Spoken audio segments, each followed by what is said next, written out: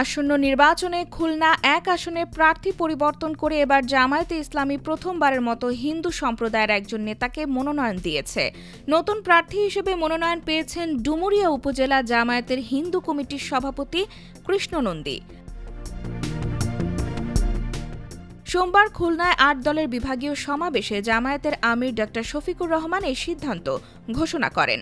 বুধবার বিকালে স্থানীয় নেতাদের বৈঠকে আমিরের সিদ্ধান্ত নিশ্চিত করা হয়।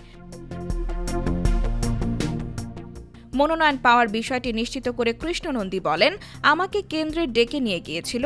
সেখানে জামায়াত আমির সহ উচ্চ পর্যায়ের নেতারা ছিলেন। তারা আমাকে প্রার্থী ঘোষণা করেছেন।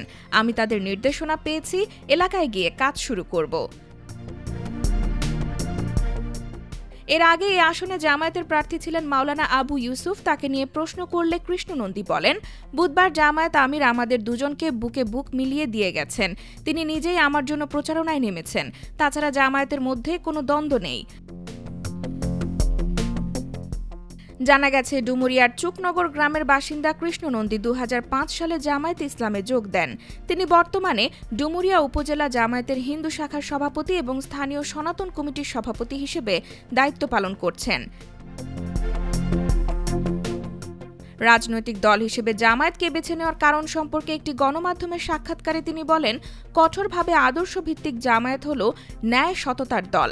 এখানে দুর্নীতি নেই, চাঁদাবাজি নেই, মাদক নেই। শান্তি সমৃদ্ধি আনার দল বলে আমি জামায়াতকে বেছে নিয়েছি। ২০০৫ সাল থেকে এটি করছি, হঠাৎ নয়। IBTV USA, new York.